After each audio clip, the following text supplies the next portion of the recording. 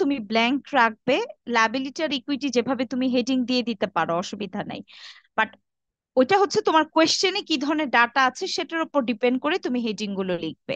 হ্যাঁ, যেমন কিছু কমন আইটেম আছে, তুমি ক্যাশ প্রথমে, এটা থাকেই। ক্যাশ ছাড়া তো আর ট্রানজেকশন কিভাবে হবে? সবকিছু তো আর ক্রেডিট হবে না, ক্যাশ কলামটা থাকবে। রিসিভেবলে তুমি রাখতে পারো নাম্বার টুতে, বাট বাকি কলামগুলো আসলে তোমার কোয়েশ্চেনের গিভেন ডাটার উপর ডিপেন্ড করে তুমি হেডিংটা দিবে। আগে থেকেই ফিক্সড করে কিছু লেখা যাবে না। বুঝতে পেরেছো? জি ম্যাম, বুঝতে পেরেছি, থ্যাংক ইউ ম্যাম। হ্যাঁ, হ্যাঁ, এটাই মানে আগে থেকে অ্যাসেটের কোনো হেডিং লিখবে না, মানে এক্সেপ্ট ক্যাশ আর অ্যাকাউন্টস রিসিভেবল, এই দুইটা ছাড়া। হ্যাঁ, তারপরে বলো আর যদি, কারণ ক্লাস টেস্টে ওই যে যেটা বললাম, শনিবারে তো অফই, কিন্তু তারপরে আসলে যেদিন আমি টাইম পাবো, তো এই যে তোমাদের ম্যাথমেটিক্যাল প্রবলেম আমি দেখিয়েছিলাম, দেখো ইনকাম স্টেটমেন্ট, ইকুইটি স্টেটমেন্ট আর ব্যালেন্স শিট, নোটস আর ক্যাশ ফ্লোটা দেখানো হয়নি। সো যেটা দেখায়নি সেটা তো তোমাদেরও আলাদা করে আসলে দেখবার দরকার নেই। এই তিন ধরনের স্টেটমেন্ট প্রিপারেশনই তোমরা দেখবে। আর টেবুলার সামারির কথা তো এখনই বললাম, এটা নিয়ে তো আর কিছু বলা নাই। আর তোমার এর আগে কনসেপচুয়াল ফ্রেমওয়ার্কে যেভাবে পড়িয়েছি, অ্যাসেট লায়াবিলিটি মানে টাইপস পড়িয়েছি ফিনান্সিয়াল স্টেটমেন্টস এর, তারপরে তোমার এলিমেন্টস গুলো পড়িয়েছি, বেসিক, আদার্স। এরপরে গ্যাপের আন্ডারে ছিল প্রিন্সিপালস আর অ্যাজাম্পশন, এই তো। আর তারপরেই তো এটা স্টার্ট করা হয়েছিল আর কি, ম্যাথমেটিক্যাল প্রবলেম। তো এই জন্য সবচেয়ে বেটার হয় তুমি এক্সামের জন্য প্রিপারেশনটা নিবে যে আমি বলে দেই, তোমাদের অরিজিনাল বইয়ের যে পিডিএফটা, ও আচ্ছা, এটা আমার এখন মানে উইন্ডোতে ওপেন করা নাই। তোমার ম্যাম যে একটা কোশ্চেন ছিল। রেফারেন্স, হ্যাঁ বলছি, রেফারেন্স বইয়ের যে পিডিএফটা আছে ওইটা তোমরা স্টার্ট করবে দেখা। ওখান থেকে দেখবে যে যেগুলো আমি ক্লাসে ডিসকাস করেছি ওগুলো তুমি জাস্ট মানে একটার পর একটা যে টপিকটা আমি ক্লাসে পড়েছি ওইটার সাথে রিলেট করে করে দেখবে। তবে দেখবে ম্যাক্সিমামই আমি ক্লাসে পড়িয়েছি। যেই দুই একটা স্কিপ করা হয়েছে সেটা তোমরা স্কিপ করবে। হ্যাঁ বলো, কি কোশ্চেন ছিল বলো, কি জানো কি বলতে হ্যাঁ ম্যাম, চাইলে? হ্যাঁ হুম। বলতে চান ওই যে যদি হচ্ছে ওই যেটা ধার নেওয়া হয় যে বলছেন যে অন অ্যাকাউন্ট বা অন ক্রেডিট, ওইটা হচ্ছে আমার কি শুধুমাত্র ওই অ্যাকাউন্ট রিসিভেবল এই জায়গায় হবে, আর হচ্ছে আপনার ওই অ্যাকাউন্ট পেয়েবল এই দুইটা জায়গায় কি হবে যদি ধার নেওয়া হয়, on account or on credit থাকে? হ্যাঁ, অন হ্যাঁ। ক্রেডিটে। হ্যাঁ, যদি তোমার, তুমি যে প্রতিষ্ঠানের ডাটা তোমাকে দেয়া থাকবে ইনফরমেশন, সেই প্রতিষ্ঠান যদি কারো কাছ থেকে মানে লোন নেয়, ধার করে, অথবা ধারে কোনো ট্রানজেকশন করে, কোনো লেনদেন হয়ে থাকে, তখন তোমার অ্যাকাউন্টস পেয়েবল এই কলামটা তোমার ইউজ হবে। আর রিসিভেবল তো ধারে মানে পারচেজ না, মানে প্রতিষ্ঠান যদি ক্রেডিট বেসিসে কারো কাছে কিছু সেল করে, তখন তুমি রিসিভেবল কলামটা ইউজ করবে। একটা হচ্ছে পারচেজের সাথে রিলেটেড, আর একটা হচ্ছে সেলস এর সাথে রিলেটেড। ক্রেডিট সেলস থেকে রিসিভেবল ক্রিয়েট হয়, আর ক্রেডিট পারচেজ থেকে পেয়েবল ক্রিয়েট হয়। দুইটা তো দুরকম, একটা অ্যাসেট আইটেম আর একটা লায়াবিলিটি আইটেম না? হ্যাঁ ম্যাম, মানে বুঝতে পারছি হচ্ছে যে কেউ মনে করেন হচ্ছে আমাকে টাকাটা দিছে বাট হচ্ছে ক্যাশে দেয় নাই, ও হ্যাঁ, হচ্ছে এমনি দিবে, ওটা হচ্ছে আমার ওই এটা হচ্ছে তখন অ্যাকাউন্ট রিসিভেবলে হচ্ছে অ্যাড হবে। হ্যাঁ, হ্যাঁ, তখন অ্যাকাউন্টস রিসিভেবল অ্যাড হবে। আর পেয়েবল মানে তুমি কারো কাছ থেকে কোনো কিছু পারচেজ করেছো কিন্তু তাকে এখনো তুমি কিছু কোনো পেমেন্ট করো নাই, তো তখন আসলে পেয়েবলটা নিয়ে তোমাকে কাজ করতে হবে। Okay ma'am. আর হ্যাঁ, আর কোনো কোশ্চেন থাকলে বলো।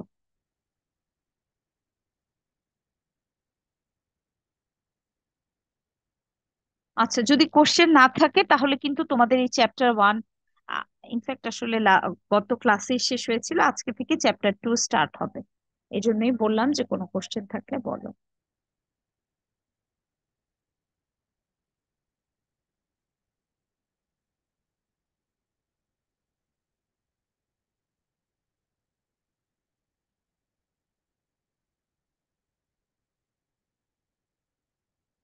এটা হচ্ছে তোমাদের, দেখো চ্যাপ্টার 2, দ্য রেকর্ডিং প্রসেস। এটা হচ্ছে তোমাদের কাইজুর যে অ্যাকাউন্টিং প্রিন্সিপাল বইটা, ওইটার যে অরিজিনাল পিডিএফটা সেটা। এই যে দ্য রেকর্ডিং প্রসেস চ্যাপ্টার 2। তো চ্যাপ্টার 2 তে যাবার আগে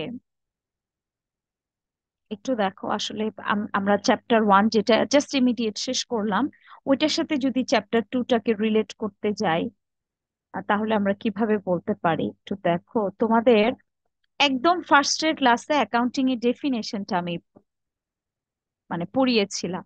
তো ওখানে তোমার ফার্স্টের টপিকটাই ছিল আহ, মানে ডেফিনিশনের মধ্যে আমি 3টা স্টেপ আকারে আর কি বলেছিলাম যে মানে ইকোনমিক ইভেন্টস গুলোকে আইডেন্টিফাই করতে হবে, দেন সিস্টেমেটিক ওয়েতে সেগুলোকে রেকর্ড করতে হবে, এবং লাস্ট ওয়ান ছিল রিলেটেড পার্টির কাছে ইনফরমেশন গুলো কমিউনিকেট করতে হবে। এখন এই যে যখন ইকোনমিক ইভেন্ট গুলো আসলে ফাইন্ড আউট করা হয়ে গেল, এর পরের স্টেজই হচ্ছে সিস্টেমেটিক্যাল রেকর্ড। তো এখন এই সিস্টেমটা বা সিকোয়েন্সটা ফলো করতে গিয়ে প্রথমেই দেখো এই যে অ্যারো রেড কালারে হাইলাইট করা আছে যেগুলো, অ্যারো দিয়ে অ্যানালাইসিস ট্রানজেকশন আর ইকোনমিক ইভেন্টস, দ্যাট মিনস আমরা এই যে চ্যাপ্টার 1-এ যেই অ্যাক্টিভিটি গুলো আমরা দেখলাম যে আহ, আমরা ট্রানজেকশন গুলো বা একটা প্রতিষ্ঠানে যে ধরনের ট্রানজেকশন গুলো হয় সেগুলোকে আমরা অ্যাকচুয়ালি অ্যানালাইসিস করে দেখেছি। যেগুলো ট্রানজেকশন সেগুলো আমরা অ্যাকাউন্টিং ইকুয়েশনে তার ইফেক্টটা দেখেছি, আর যেগুলো নর্মাল ইভেন্ট সেগুলোকে আসলে স্কিপ করা হয়েছে, কারণ এগুলো তো আমরা আমাদের অ্যাকাউন্টিং রেকর্ডসে শো করতে পারছি না, রিপ্রেজেন্ট করতে পারছি না। তো এই স্টেপটা আমরা অলরেডি ডান, শেষ করেছি। এরপরে দেখো সেকেন্ড অপশনটাতে বলা আছে জার্নাল, দেন লেজার, ট্রায়াল ব্যালেন্স। তো এখন আসলে এই যে চ্যাপ্টার 2-তে আমরা যেটা বললাম দ্য রেকর্ডিং প্রসেস, যে কিভাবে রেকর্ড করব, এই রেকর্ডিং প্রসেসে আমরা জার্নাল, লেজার এবং ট্রায়াল ব্যালেন্স ইন্ডিভিজুয়াল 3টা আইটেম আমরা দেখবো। যে প্রতিষ্ঠানগুলো কিভাবে জার্নাল প্রিপেয়ার করে বা এটার সিগনিফিকেন্সটা কি, লেজার কি, ট্রায়াল ব্যালেন্স কি। তো এই 3টা জিনিস আইটেমকে বা এই 3টা এলিমেন্টস কে আসলে কম্বাইন করেই আমরা চ্যাপ্টার 2 দ্য রেকর্ডিং প্রসেস বলছি, ঠিক আছে? তার মানে অ্যানালাইসিস অফ ট্রানজেকশনের পরপরই আমাদের রেকর্ডিং প্রসেসটা স্টার্ট হচ্ছে। তো এটা হচ্ছে তোমার চ্যাপ্টার 1-এর সাথে চ্যাপ্টার 2 রিলেশনটা। এখন আমরা যদি আমাদের অরিজিনাল মানে চ্যাপ্টার 2-তে ব্যাক করি, এটা হচ্ছে মানে আমি তোমাদের ওই চ্যাপ্টারটা তো অনেক ডিটেলস থাকে, ওখান থেকেই জাস্ট ইম্পর্টেন্ট অংশগুলো নিয়ে একটা স্লাইড তো, ওইটাই, এগুলো সেম কিন্তু তোমার ওখানেও আছে। প্রথমেই দেখো চ্যাপ্টার অবজেক্টিভটা আছে, মানে কি কি আইটেম আসলে এখানে ফোকাস করা হয়েছে, অ্যাকাউন্ট, ডেবিট ক্রেডিট ডিটেলস। আচ্ছা তার আগে বলো যে তোমাদের অলমোস্ট সোনালী ব্যাংকে সবার অ্যাকাউন্ট আছে না? Yes, আচ্ছা, ইয়েস ম্যাম। ma'am. হ্যাঁ। ইয়েস তো ম্যাম আছে। হ্যাঁ, তো কখনো কি তোমাদের এই অ্যাকাউন্টের এগেইনস্টে কেউ তোমাদের স্টেটমেন্টটা দেখেছো? যে মানে তোমার অ্যাকাউন্টটা যে মেনটেন করছে ব্যাংক তোমার হয়ে, তো সেটার স্টেটমেন্টটা মানে যে তোমার অ্যাকচুয়ালি কি কি ট্রানজেকশন তোমার একটা স্পেসিফিক পিরিয়ডে হয়েছে। হ্যাঁ, তো সেখানে দেখবে যদি কেউ দেখে থাকো বা কেউ যদি না দেখে থাকো, ওখানে স্টেটমেন্টে 3টা কলাম থাকে, একটা ডেবিট কলাম থাকে, একটা ক্রেডিট কলাম থাকে, আর একটা ব্যালেন্স থাকে। তো এগুলো দিয়ে আসলে কি ইন্ডিকেট করা হয়? ডেবিট, আমরা কখন কোনো অ্যাকাউন্টকে বা কোনো অ্যামাউন্টকে আমরা ডেবিট করি, ক্রেডিট করি, এগুলোর সিগনিফিকেন্সটা কি? তাই না? এই টার্মস গুলো তো শুনেছো, ডেবিট ক্রেডিট, যেহেতু তোমাদের সবারই একটা অ্যাকাউন্ট আছে। তো এই চ্যাপ্টারে আমরা দেখো একদম ফার্স্টের আইটেমটাই হচ্ছে যে হোয়াট ইজ অ্যান অ্যাকাউন্ট, একটা হিসাব কি। একটা প্রতিষ্ঠানের আহ, যে কোনো একটা স্পেসিফিক আইটেমের যখন আমরা সেটা ক্যাশ অ্যাকাউন্ট হতে পারে, রিসিভেবল হতে পারে, তো এই হিসাব দিয়ে আসলে কি বোঝানো হয় বা এটার সিগনিফিকেন্সটা কি।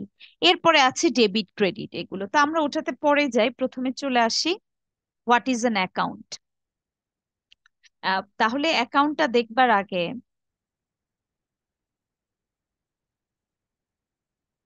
চ্যাপ্টার 1-এর সাথে একটু দেখো, তোমাদের সাথে দেখো এই টেবুলার সামারিটা আমি আবার এই টেবুলার সামারিতে ব্যাক করলাম কেন জানো? এই যে এখন তো যেহেতু মানে একটা ট্রানজেকশন তোমরা অ্যানালাইসিস করতে পারো বা পারবে, খেয়াল করে দেখো তো এই যে যখনই আমি যে এক্সাম্পল গুলো দেখানো হয়েছিল এখানে 1 থেকে 10 পর্যন্ত, এমন কোন আইটেম কি ছিল বা ট্রানজেকশন ছিল যে যেটা কি অ্যাকচুয়ালি সেটা যদি লেনদেন হয়ে থাকে আমরা আসলে ইকুয়েশনে দেখাতে পারিনি, দেখানো যায় নাই? এরকম তো আসলে ছিল না। কোনো আহ, মানে লেনদেন যদি হয়ে থাকে বা ট্রানজেকশন যদি হয়ে থাকে, তাহলে ওই ব্যাপারটাকে আমরা অবশ্যই ওই ইভেন্টটাকে, ইভেন্ট না বলি আসলে ট্রানজেকশন বলি, সেটাকে কিন্তু আমরা টেবুলার সামারিতে প্রেজেন্ট করতে পেরেছি অ্যাকাউন্টিং ইকুয়েশনের থ্রুতে। হ্যাঁ, এখন হয়তো কোনোটা আমার অ্যাসেট আইটেম হয়েছে, কোনোটা আমার লায়াবিলিটি আইটেম হয়েছে, বা কোনোটা আমার ইকুইটি আইটেম ছিল, but except this three item, that means asset, liability, equity ছাড়া অন্য কোনো আসলে আইটেম এখানে আর নাই। তুমি যখনই কোনো লেনদেনকে তুমি ইকুয়েশনের থ্রুতে প্রেজেন্ট করবে, এটা অবশ্যই এই তিনটে ইন্ডিভিজুয়াল আইটেম থেকে যে কোনো একটা বা দুটো আইটেম একসাথে হবেই, এটার বাইরে আসলে কিছু নাই।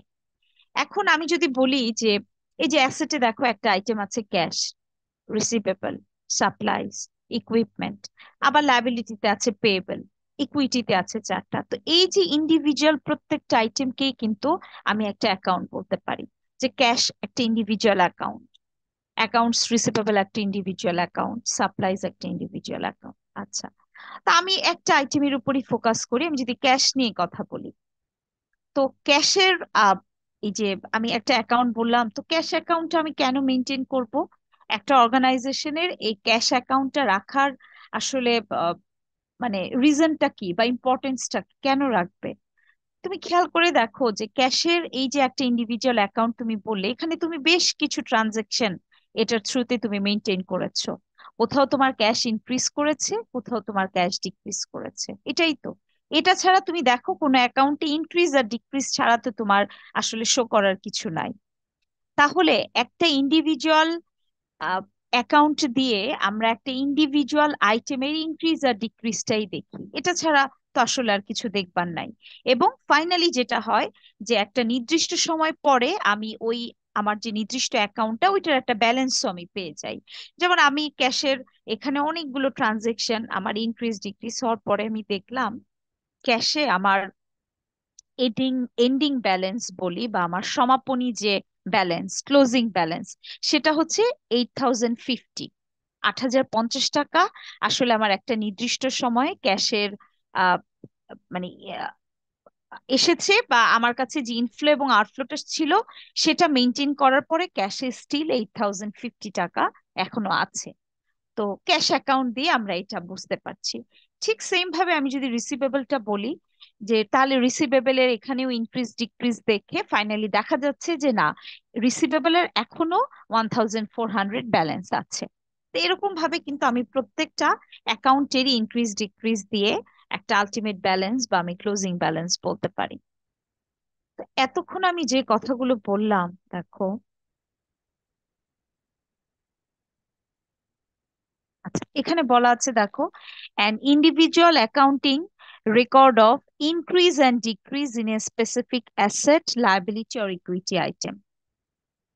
আমি এতক্ষণ যে কথাগুলো বললাম, যে যে কোনো একটা স্পেসিফিক আইটেমের ওয়েদার অ্যাসেট, লায়াবিলিটি আর ইকুইটি, এটার ইনক্রিজ আর ডিক্রিজটাই আমরা একটা অ্যাকাউন্টের থ্রুতে আমরা আসলে দেখবো।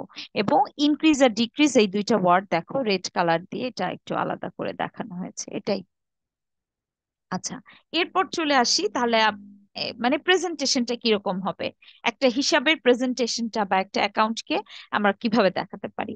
তো এই অ্যাকাউন্টকে প্রেজেন্ট করার জন্য দুইটা আসলে অ্যাপ্রোচ আছে। একটা হচ্ছে যে ট্র্যাডিশনাল ফরম্যাট বা টি অ্যাকাউন্ট, আহ আরেকটা হচ্ছে মডার্ন ফরম্যাট অফ অ্যাকাউন্ট। তো যেহেতু তোমাদের মেইন বইতেও আসলে এই দুটো ফরম্যাট নিয়ে ডিসকাস করা হয়েছে, যদিও মডার্ন ফরম্যাটটাই, মানে সোনালী ব্যাংক থেকে তুমি যদি তোমার অ্যাকাউন্টের ডিটেলসটা তুমি ড্র করো, তখন কিন্তু তুমি মডার্ন ফরম্যাটটাই পাবে। তারপরেও যেহেতু তোমাদের বইতে আছে ওই ট্র্যাডিশনাল ফরম্যাটটা, ওটাও আমি একটু ডিসকাস করে দেই। যে ট্র্যাডিশনাল ফরম্যাটে তিনটা পার্ট থাকে অ্যাকাউন্টের, এই যে এরকম আসলে, এটা মানে টি ওয়ার্ডের মতো দেখতে অনেকটা, এই জন্য এটাকে বলা হয় টি ফরম্যাট। তো এটার তিনটা পার্ট থাকে বেসিক, মিডলে হচ্ছে টাইটেল, লেফট সাইড ইন্ডিকেট করে ডেবিট মানে অ্যামাউন্ট গুলো, আর রাইট সাইড ইন্ডিকেট করে ক্রেডিট। ঠিক আছে, এটা আর ডিটেলস বলবো না, কারণ মডার্ন ফরম্যাটটাই আসলে ডিটেলস ডিসকাস করা হবে। এটা জাস্ট একটা প্রাইমারি তোমাদের আইডিয়া থাকুক যে ট্র্যাডিশনাল ফরম্যাটটা কি, বা এটা আসলে আইটেম বা পার্ট গুলো কি কি এখানে থাকে, ওইটা একটু বলার জন্য। বুঝতে পেরেছো অ্যাকাউন্টটা কি?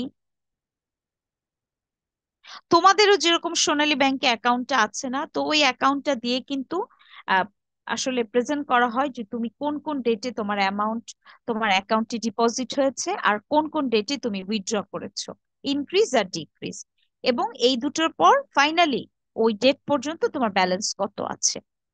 তো এই ব্যাপারগুলোই আসলে তুমিও তোমার নিজের যে একটা অ্যাকাউন্ট তুমি যদি এখন রিলেট করো প্র্যাকটিক্যালি, যে এতক্ষণ তো শুনলে দেখলে যে অ্যাকাউন্টটা কি, তো তুমিও কিন্তু সোনালী ব্যাংকে অ্যাকাউন্টের থ্রুতে এই ব্যাপারগুলোই কিন্তু আসলে ফোকাস করবার চেষ্টা করো, যে আমি কোন কোন ডেটে টাকা ডিপোজিট করেছি, কোন কোন ডেটে ড্র করেছি, আর ফাইনালি আমার ব্যালেন্সটা কত, এন্ডিং ব্যালেন্সটা কত। আচ্ছা, এরপরে চলে আসি। দেখো, ডেবিট আর ক্রেডিট, হ্যাঁ, এটা একটু কেয়ারফুলি মানে খেয়াল করার চেষ্টা করো, কারণ এই ধরনের তোমার কনসেপ্ট গুলো যেহেতু আগে ছিল না, সো এখানে আসলে একটু খেয়াল রাখতে হবে ডেবিট এবং ক্রেডিট দিয়ে কি বোঝানো হচ্ছে। আচ্ছা, এই ট্র্যাডিশনাল ফরম্যাটের এই মানে ইয়েটা যদি একটু খেয়াল রাখো স্ট্রাকচারটা, যে এখানে আসলে আমার লেফট সাইডটা অলওয়েজ ডেবিট মানে আইটেম গুলো ইন্ডিকেট করবে, আর রাইট সাইড গুলো ক্রেডিট আইটেম ইন্ডিকেট করবে। এখন তো সেই হিসাবে ওইটার সাথে রিলেট করেই ডেবিট আর ক্রেডিটটা বলছি। ধরো, মানে ফর এক্সাম্পল তোমার একটা ক্যাশ অ্যাকাউন্ট আছে, তো ক্যাশ অ্যাকাউন্টে ডেবিট দিকে দেখো কিছু আইটেম আছে এবং ক্রেডিট দিকে কিছু আইটেম আছে, ঠিক আছে? এখন এখানে আমি ক্যাশ অ্যাকাউন্টটা কি, এটা কিন্তু ওই যে কিছুক্ষণ আগে তোমাদের অ্যাকাউন্ট নিয়ে ডিসকাস করবার সময় বলেছিলাম যে আমার ক্যাশ যে যেভাবে একটা অ্যাকাউন্ট হতে পারে, ইন্ডিভিজুয়াল রিসিভেবল হতে পারে। এখন আমি দেখলাম যে ক্যাশ অ্যাকাউন্টটা ডেবিট দিকে 1 2 3 4 চারটা আইটেম আছে, আর ক্রেডিট দিকেও আমার চারটা আইটেম আছে। তো এখন এই এই এটা দিয়ে আসলে কি বোঝানো হচ্ছে, টি অ্যাকাউন্টটা যদি আমি এটার সাথে রিলেট করি, তাহলে এখানে বোঝা যাচ্ছে যে ক্যাশ অ্যাকাউন্টে 15,000 টাকা বা যে অ্যামাউন্টটাই হোক, 15,000 টাকা যখন আমি ডেবিট দিকে লিখেছি, তার মানে নিশ্চয়ই আমার এই 15,000 টাকা কোথাও ডেবিট হয়েছিল, ক্যাশ। আচ্ছা, এখন যদি আমি অপোজিট ভাবে বলি যে 7,000 আমি ক্রেডিট দিকে লিখলাম, এটার সিগনিফিকেন্সটা কি? এটা দিয়ে বোঝানো হচ্ছে যে কোনো একটা লেনদেনে বা একটা ট্রানজেকশনে ক্যাশ অ্যাকাউন্টটাকে আমি ক্রেডিট করেছিলাম, ক্রেডিট হয়েছিল, যে কারণে আমি 7,000 কে ক্রেডিট দিকে দেখালাম। জাস্ট এখন এতটুকুই খেয়াল রাখো, কারণ আমি জানি এখন এখানে তোমাদের কোয়েশ্চেন হবে যে ক্যাশটা তাহলে কখন ডেবিট হচ্ছে আর ক্যাশ কখন ক্রেডিট হয়, এটা একটু পরেই দেখবো। আমি জাস্ট এখানে ডেবিট আর ক্রেডিট ব্যালেন্সটা বোঝাবার জন্য এমনিতেই কিছু র্যান্ডম ফিগার আর কি এখানে দেখিয়েছি। তো এখন এভাবেই তার মানে এই আমি যদি ডেবিট দিকে বাকি তিনটা অ্যামাউন্টের কথা বলি, যে 1,200, 1,500, 600, এগুলো নিশ্চয়ই ডেবিট হয়েছিল, বাকিগুলো ক্রেডিট। তা আমি আমার ট্রানজেকশন অনুযায়ী আমি এই অ্যামাউন্ট গুলোকে আমি লেফট সাইড এবং রাইট সাইডে আমি বসিয়েছি। আচ্ছা, এখন যেটা তোমাকে করতে হবে, একটা ব্যালেন্স আমাকে প্রিপেয়ার করে ফেলতে হবে, যে আমার তাহলে ক্যাশের ব্যালেন্সটা কত। ক্যাশের ব্যালেন্সটা খেয়াল করে দেখো যে তোমার ডেবিট দিকে যদি তুমি টোটাল করো তাহলে তোমার 18,300 আসে, বাট ক্রেডিট দিকে কিন্তু তোমার 18,300 আসে না, কিছু কম আসে ব্যালেন্স। এখন এই অ্যাকর্ডিং টু টি অ্যাকাউন্ট, আমরা এই যে টি ছক অনুযায়ী আমাদেরকে দুটো আসলে কলামই ইকুয়াল করে ফেলতে হয়। তো ইকুয়াল করে ফেললাম, আমি দুপাশে আমি 18,300 লিখলাম, কিন্তু ব্যাপারটা তো আসলে এরকম না, কারণ আমার তো ক্রেডিট সাইডে এখনো 8,050 টাকার একটা আসলে কম আছে। এই কম হচ্ছে ব্যাপারটা কি জানো, ব্যাপারটা হচ্ছে যে আমার ক্যাশে যে টাকা এসেছিল এবং ক্যাশ থেকে আমি যে টাকাটা অ্যাকচুয়ালি ডিসবার্স করা হলো বা পেমেন্ট করা হলো, পেমেন্ট করার পরও এখনো ক্যাশের ব্যালেন্স আছে 8,050 টাকা, দ্যাট মিনস ডেবিট ব্যালেন্স। ক্যাশে আমার প্রয়োজনীয় খরচগুলো মেটাবার পর স্টিল ক্যাশে আমার এখনো 8,050 টাকা আছে। এটা দিয়ে ডেবিট ব্যালেন্স বোঝাচ্ছে যে এই 8,050 টাকা দিয়ে কি ইন্ডিকেট করছে, এটা ইন্ডিকেট করছে this is one kind of debit balance, এবং এটা আসলে এই মানে ডিসবার্সমেন্ট বা পেমেন্ট করার পরও স্টিল ক্যাশে 8,050 টাকা বা যে ডলার যেটাই হোক আমার অ্যামাউন্ট আছে। তো এখন আমি যদি উম আমি যে কথাগুলো বললাম এখানে, এই যে দেখো ডেবিট যেই বলা আছে ম্যাম যে ওটাতে হ্যাঁ একটা জিনিস বুঝি নাই, আগের স্লাইডটা একটু যাওয়া যাবে? এই যে পরের স্লাইড, মানে পরেরটা। জি জি, এটাতে আমার এখানে ডেবিট বলতে মানে টাকা জমা হওয়া, আর ক্রেডিট বলতে মানে টাকা খরচ হয়, এরকম কি কিছু বোঝাচ্ছে? হ্যাঁ সেক্ষেত্রে তো ওই যে এরকমই 18,000, হ্যাঁ 18,300 টাকা জমা হলো আর 18,300 টাকা খরচ হয়ে গেল, তাহলে না না না ব্যালেন্সটা আসতে না পারে? না 18,300 টাকা খরচ হয়নি।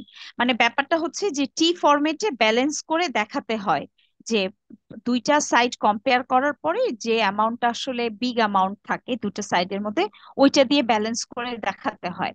তো সে কারণে আসলে টোটাল তো ক্রেডিট সাইড 18,300 না, ক্লোজ করে এই যে 18,050 দিয়েই আসলে বোঝাচ্ছে যে আমার ক্রেডিট দিকে আসলে এই 18,050 টাকা অ্যাড করলে আসলে আমার ইকুয়াল হতো।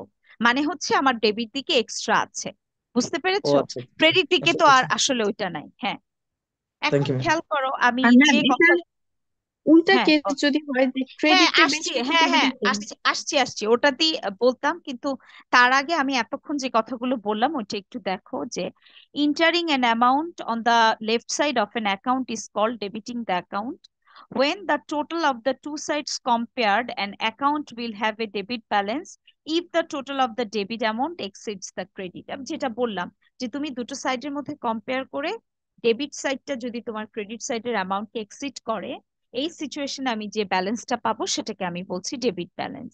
মানে এখানে আমার 8,050 ছিল। এখন তুমি যে কথাটা বললে এটা আমি এখনই বলতাম যে আমি যদি একটু রিভার্স ভাবে চিন্তা করি যে আমার মানে আগের এক্সাম্পলের অ্যামাউন্ট গুলোকে শুধু আমি সাইড চেঞ্জ করে দিলাম দেখো, আর অ্যাকাউন্টের নামটাও আমার চেঞ্জ হয়ে গেল, এটা হচ্ছে অ্যাকাউন্টস পেয়েবল। এটা একটা মানে একটা পেয়েবল অ্যাকাউন্ট, পাওনাদার হিসাব। তো আমার জাস্ট অ্যামাউন্ট গুলো সাইড চেঞ্জ করে দিলাম, বলো তো এখন আমার কি ব্যালেন্স হবে? Credit balance.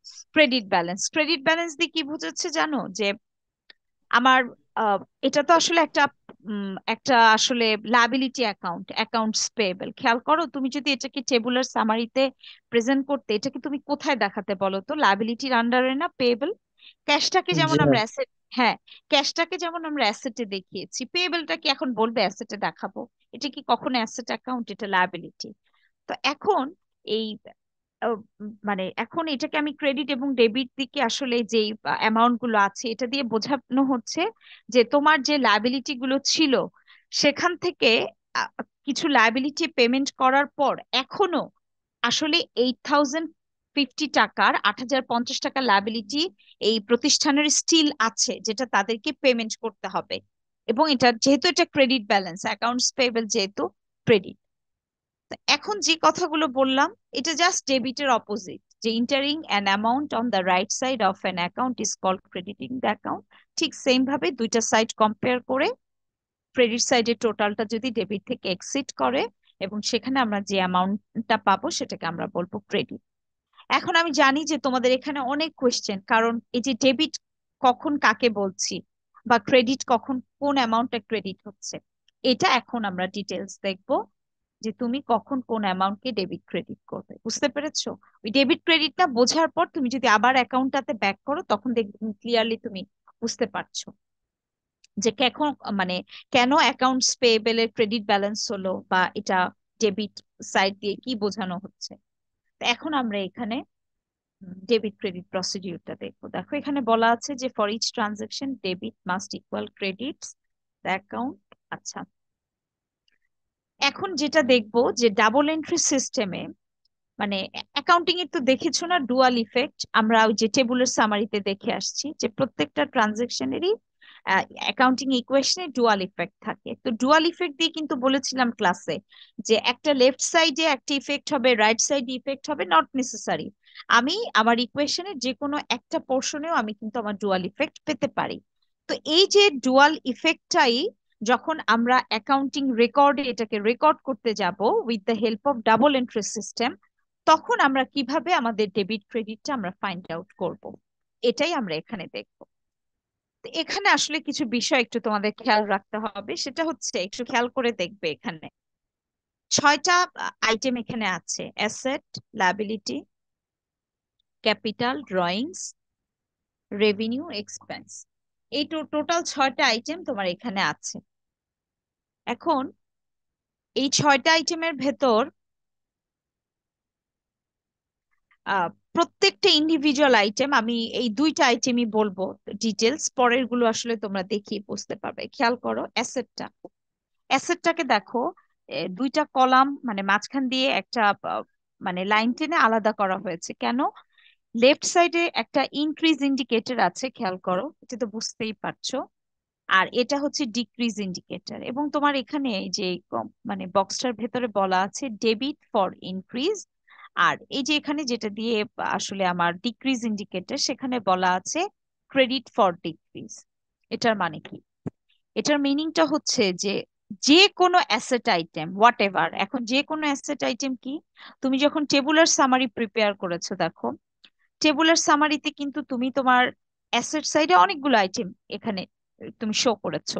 মানে it may be cash, receivable, supplies, equipment, এটাও যে বললাম ল্যান্ড হতে পারে, বিল্ডিং হতে পারে, হোয়াট এভার তোমার, মানে এটার বেস যদি তোমার অ্যাসেট হয়, এটা যদি কোনো একটা অ্যাসেট আইটেম হয়, তখন তোমাকে খেয়াল রাখতে হবে যে ওই অ্যাসেট আইটেমটা যখন ইনক্রিজ করবে, মানে প্রতিষ্ঠান যদি কোনো একটা অ্যাসেট আইটেম অ্যাকোয়ার করে, সেটাই তো আসলে বেড়ে যাওয়া, বা পারচেস করার থ্রুতে একটা অ্যাকোয়ার করা, যদি কোন অ্যাসেটকে কেনা হয়, ওই একটা নির্দিষ্ট অ্যাসেট যখন কোনো সিচুয়েশনে ইনক্রিজ করে, তখন এটা আমরা অ্যাকাউন্টিং এর ল্যাঙ্গুয়েজে বলি ডেবিট হয়েছে। ওই ওই ইন্ডিভিজুয়াল আইটেমটাকে আমরা বলি ডেবিট। আর কখনো যদি কোনো এক মানে অ্যাসেট আইটেম কমে যায়, হুম, কমে যেতে পারে কিভাবে, তুমি যদি কোনো একটা অ্যাসেট সেল করে দাও, এভাবে আর কি কমে যাওয়া, যখন কোনো অ্যাসেট অ্যামাউন্ট কমে যায়, তখন আসলে ওটাকে আমরা অ্যাকাউন্টিং এর ল্যাঙ্গুয়েজে এটাকে ক্রেডিট বলি। এখন খেয়াল করো, এই যে কিছুক্ষণ আগে আমি যে তোমাদের একটা এক্সাম্পল বললাম না ক্যাশের, ক্যাশ তো একটা অ্যাসেট, এটার হেডিং অ্যাসেট না? তুমি তো এটাকে অ্যাসেটের আন্ডারেই শো করো। তার মানে আমি যে এখানে ডেবিট বললাম 15,000 টাকা প্রথম, এটার মানে কি জানো? এটার মানে হচ্ছে নিশ্চয়ই ওই ট্রানজেকশনটার থ্রুতে তোমার 15,000 টাকা ক্যাশ ইনক্রিজ করেছিল, যে কারণে তুমি এটাকে ডেবিট বলছো। কারণ আমি তো জানি যে cash is one kind of asset item. আবার আমি যখন 7,000 ক্যাশটাকে ক্রেডিট করলাম, এটার মানে হচ্ছে হয়তো কোনো ট্রানজেকশনের থ্রুতে আমার ক্যাশটা প্রতিষ্ঠান থেকে মানে আউটফ্লো হয়েছে বা কমে গিয়েছে, যে কারণে আমি 7,000-কে আবার ক্রেডিট দিকে লিখলাম। এবার বুঝতে পেরেছো যে ক্যাশ অ্যাকাউন্টে ডেবিট আর ক্রেডিটটা দিয়ে কি বোঝানো হচ্ছে? যদি বুঝতে পারো তাহলে তো ফাইন। আর আবার এই যে যখন মাত্রই বললাম যে ক্যাশ আমার কমে গিয়েছিল, এই জন্যই আমি এটাকে ক্রেডিট বলছি এবং এটা ক্রেডিট দিকে শো করেছি। এটা তো আমি একটা এক্সাম্পল হিসেবে ক্যাশ বললাম, বাট এটা রিসিভেবল হতে পারে, সাপ্লাইজ হতে পারে, একটা মেশিনারি হতে পারে, ইকুইপমেন্ট হতে পারে, এরকম আর কি, হোয়াট এভার যে কোনো অ্যাসেট আইটেম। অ্যাসেট আইটেমের ক্ষেত্রে এই রুলসটা খেয়াল রাখতে হবে যে অ্যাসেটটা ইনক্রিজ করলে এটাকে আসলে আমরা ডেবিট ইন্ডিকেট করছি, আর অ্যাসেটটা যদি কোনো কারণে কমে যায় সেটাকে আমরা ক্রেডিট বলছি। ক্লিয়ার? বুঝতে পেরেছো? Yes ma'am. আচ্ছা, যদি এটা বুঝে থাকো, দেন নেক্সট হচ্ছে লায়াবিলিটি। লায়াবিলিটিতে কি দেখো, লায়াবিলিটিতে এটার আসলে ওই ইন্ডিকেটরটাও একটু চেঞ্জ হয়ে গেছে। মানে আমি লেফট সাইডে দেখিয়েছি ডিক্রিজটা, আর রাইট সাইডে আমি শো করেছি ইনক্রিজটা। এবং এটার তোমার ওই ইনক্রিজ ডিক্রিজের ব্যাপারটাও জাস্ট অপোজিট। কিভাবে অপোজিট? যে যখন কোনো লায়াবিলিটি আইটেম ইনক্রিজ করে, তখন আমরা এটাকে ক্রেডিট হিসেবে রেকর্ড করি, এবং যখন কোনো ক্রেডিট আইটেম কমে যায় বা ডিক্রিজ করে, সেটাকে আমরা ডেবিট বলি। এখন এটা কিভাবে? একটু আগেই আমি তোমাদের ক্রেডিট ব্যালেন্স পড়াবার সময় বললাম যে অ্যাকাউন্টস পেয়েবল। আচ্ছা, অ্যাকাউন্টস পেয়েবলটা আমার কোন আইটেম? আমি এটা প্রথমে ফাইন্ড আউট করি। এটা হচ্ছে ওয়ান কাইন্ড অফ লায়াবিলিটি, মানে আমরা যেটা নিয়ে এখানে কথা বলছি, লায়াবিলিটি। তো লায়াবিলিটি আইটেম আমি ক্রেডিট দিকে দেখিয়েছি 15,000। এটার মানে কি জানো? এটার মানে হচ্ছে যে ক্রেডিটটা হয়তো বা কোনো একটা ট্রানজেকশন যেটা আমি অন ক্রেডিটে করেছিলাম, আমার লায়াবিলিটি ক্রিয়েট হয়েছে, সে কারণে আমার 15,000-টাকে আমি ক্রেডিট দিকে বেড়ে গিয়েছে। অবশ্যই আমি তো জানি যে লায়াবিলিটিটা যখন ইনক্রিজ করে তখন ক্রেডিট হয়, এজন্য আমি ক্রেডিট দিকে 15,000 15,000 আমি শো করেছি।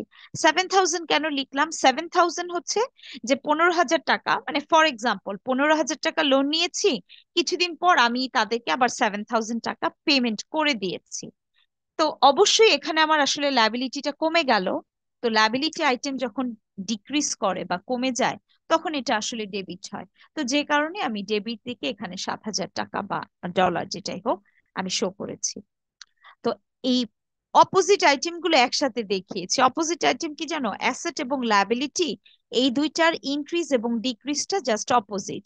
অ্যাসেটটা যখন ইনক্রিজ করে তখন আমরা এটাকে ডেবিট বলি, আর ডিক্রিজ করলে ক্রেডিট, বাট লায়াবিলিটিটা হচ্ছে এটা জাস্ট অপোজিট। আচ্ছা, এরপরে চলে আসি ক্যাপিটাল আর ড্রয়িংস। এই দুটো আবার একটা একটা থেকে অপোজিট। কিভাবে? যদি একটু ড্রয়িংসটা আগে বলি।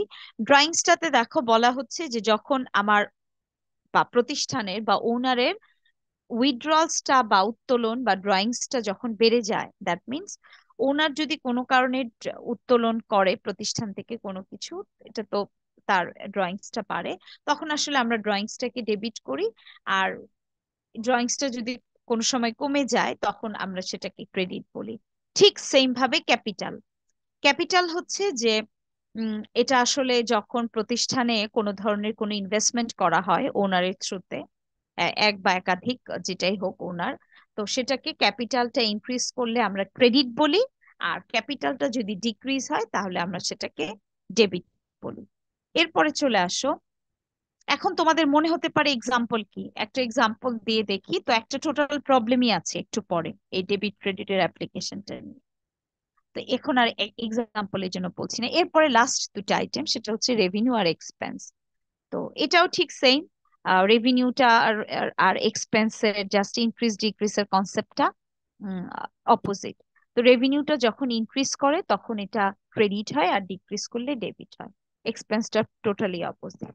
তো এখন তুমি যদি এই 6টা আইটেমকে মনে রাখার জন্য এভাবে খেয়াল রাখো যে অ্যাসেট, ড্রয়িংস আর এক্সপেন্স, এই 3টা আইটেমের মানে টেক্সচারটা এরকম যে এই 3টা আইটেম যখন ইনক্রিজ করবে তখন ডেবিট, আর বাকিটা আসলে আহ, মানে কমে গেলে এটা তো অবশ্যই ক্রেডিট হবে। আর লায়াবিলিটি, ক্যাপিটাল আর রেভিনিউ, এই 3টা হচ্ছে আবার ওই প্রথম দুইটার অপোজিট। এই 3টা আইটেম যখন বেড়ে যায় তখন ক্রেডিট হয়, আর কমে গেলে তো ডেফিনেটলি ডেবিটই হবে। এই 6টা আইটেম জাস্ট তোমাকে একটু খেয়াল রাখতে হবে। ঠিক আছে? এখন এটা আসলে এভাবেই ফর্মুলেট করা হয়েছে যে এখন তুমি যদি বলো রেভিনিউ কেন বাড়লে ক্রেডিট হবে, কেন কমে গেলে ডেবিট হবে, এটা আসলে স্পেসিফিক কোনো অ্যান্সার নাই। তো ফর্মুলেশনটা এভাবে। কিন্তু এক্সাম্পলে গিয়ে যখন তুমি আমাকে কোনো কোশ্চেন করবে যে এটা কখন কোনটা, আমার এটাকে কেন আমি রেভিনিউ বলছি বা এটা কিভাবে ইনক্রিজ করলো, সেটার আনসার আছে। বাট এটা তো জাস্ট তোমার ফিক্সড এই 6টা আইটেমের জন্য। তো এদের মানে ফর্মুলেশনটাই এরকম। আচ্ছা, এরপরে দেখো স্টেপস ইন রেকর্ডিং প্রসেস। এখানে মানে 3টে স্টেপ দেখানো হয়েছে: অ্যানালাইজ ইচ ট্রানজেকশন, এরপরে enter the transaction information in a journal, transfer the journal. আচ্ছা, তো স্টেপসে বেসিক স্টেপে প্রথমটা আমরা অলরেডি ডান, যেটা চ্যাপ্টার 1-এ আমরা শেষ করে এসেছি। আর নাম্বার 2টাতে এখন আমরা আছি, এই যে ডেবিট ক্রেডিটের অ্যাপ্লিকেশন আমরা দেখলাম, একটু পরে আমরা একটা জার্নাল প্রিপারেশনও দেখবো। আর নাম্বার 3টা হচ্ছে পরে, লেজারটা হচ্ছে জার্নালটা শেষ হবার পরে। এই যে এখন আমরা দেখব জার্নাল কি, একটা অর্গানাইজেশন কিভাবে জার্নাল মেনটেন করে, বা এটা মেনটেন করলে প্রতিষ্ঠানের আসলে আহ মানে কি ধরনের সুবিধা আসলে একটা প্রতিষ্ঠান পায় জার্নাল থেকে। তো এখানে দেখো জার্নালটা দিয়ে বোঝানো হচ্ছে যে ট্রানজাকশনস আর ইনিশিয়ালি রেকর্ডেড। আচ্ছা, এখন আমি যদি তোমাদেরকে খুব ইজি ভাবে বলি যে একটু আগে মানে চ্যাপ্টার 1-এ আমরা যেভাবে জাস্ট ট্রানজাকশন অ্যানালাইসিস করেছিলাম, জার্নালে এসে আমরা কি করব জানো? প্রত্যেকটা ট্রানজেকশনের, এই যে একটু আগে যে ডেবিট ক্রেডিটের অ্যাপ্লিকেশনটা দেখলাম 6টা আইটেম দিয়ে, তো প্রত্যেকটা ট্রানজেকশনকে আমরা এই ডেবিট ক্রেডিট সহ, দ্যাট মিনস ওই ইন্ডিভিজুয়াল ট্রানজেকশনটার ইনক্রিজ ডিক্রিজ বা ডেবিট ক্রেডিট সহ যে আমরা রেকর্ড করে ফেলছি। আগে কিন্তু আমাদের জাস্ট ইকুয়েশনে দেখেছি কোনটা ইনক্রিজ কোনটা ডিক্রিজ, অন্য কিছু আমাদের কাজ ছিল না। বাট এখানে এসে ডেবিট ক্রেডিটের থ্রুতে আমরা যখন অ্যাকাউন্ট গুলোকে প্রেজেন্ট করছি, এই ব্যাপারটাকে আমরা মানে মেনশন করছি জার্নাল হিসেবে। তো তাহলে কেন জার্নালটা মেনটেন করব, কেন এটার আসলে রাখার উপকারিতাটা কি, কেন প্রতিষ্ঠান একটা জার্নাল মেনটেন করে? বেশ কিছু সিগনিফিকেন্স আছে, দেখো ওই অ্যারো দিয়ে মার্ক করা হচ্ছে। বলা হচ্ছে যে ডিসক্লোজ কমপ্লিট ইফেক্ট, মানে একটা ট্রানজেকশনের একদম ইন টোটাল তুমি সবকিছু ইনস এন্ড আউট তুমি একটা জার্নালের থ্রুতে পাবে। এবং আরেকটা ব্যাপার হচ্ছে যে যখন কোনো প্রতিষ্ঠানে মানে তোমার অ্যাকাউন্টিং কোনো ফিগার বা কোনো কিছুতে কোনো আহ, আসলে প্রবলেম ফাইন্ড আউট হয়, তখন কিন্তু একদম রুটে আসে, রুট থেকে চেক করতে হয় এবং সেটা চেক করা হয় এই জার্নাল থেকে। একদম জার্নাল থেকে চেকিংটা শুরু হয় যে কোথায় ভুলটা হয়েছে, তাহলে আমাদেরকে তো এটা ফাইন্ড আউট করে বের করতে হবে। আচ্ছা, এরপরে বলা হচ্ছে প্রোভাইডস এ ক্রোনোলজিক্যাল রেকর্ড। এটা অবশ্যই ডেট ওয়াইজ যেহেতু আমরা মেনটেন করি, সো তুমি একটা ডেট ওয়াইজ রেকর্ড পাবে। To prevent or locate errors, ওই যে আমি একটু আগে যেটা বললাম যে কোনো ভুল হলে আহ, এটার জন্য আসলে তোমার ওই জার্নালেই ব্যাক করতে হবে। কেন? কারণ এখানে আমি কিন্তু একদম একটা র ডাটাকে ইনিশিয়ালি রেকর্ড করে ফেলি। সো এখানে তুমি কোনো ভুল করা মানে তোমার অ্যাকাউন্টিং এর নেক্সট প্রত্যেকটা স্টেপে তোমার ভুল হবে। সো এই জায়গাটা যদি তুমি তোমার ক্লিয়ার থাকে, তাহলে প্রতিষ্ঠান তার যে নেক্সট স্টেপ গুলোতে ভুল হওয়ার পসিবিলিটিটা আসলে অনেক কমে যায়, যদি তার জার্নালটা ক্লিয়ার থাকে বা রাইট ওয়েতে জার্নালটা প্রপারলি রেকর্ড করা হয়। এখন আমরা আমাদের প্রবলেমে চলে যাই। এর পরের স্লাইডটা আসলে দরকার নেই, এগুলো দরকার নেই আপাতত আমাদের। এখান থেকে আসলে আমরা দেখবো একটা প্রবলেম আছে, দেখো প্র্যাকটিস প্রবলেম 1। প্রবলেমে টু ইনস্ট্রাকশনে চলে আসি। প্রথম দেখো এখানে বলা হচ্ছে যে আহ, মানে ইনস্ট্রাকশন এতে বলা আছে give journal entry from the above transaction. তার মানে আমার কোয়েশ্চেনে যে ডাটাগুলো দেওয়া আছে বা ট্রানজাকশন গুলো দেওয়া আছে সেখান থেকে আমাকে জার্নাল প্রিপেয়ার করতে হবে। তো তাহলে আমরা এখন কিভাবে জার্নাল প্রিপারেশন করব, সো এটার ফরম্যাটটা কি হবে বা স্ট্রাকচারটা কি হবে সেটা একটু দেখি।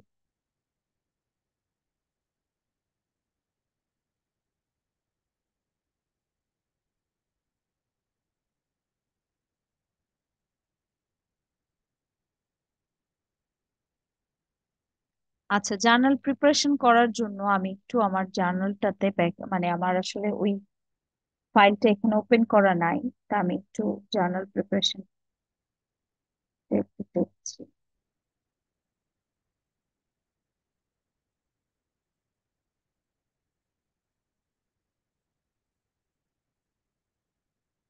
দেখো তো, দেখতে পাচ্ছো জার্নালের একটা ফরম্যাট?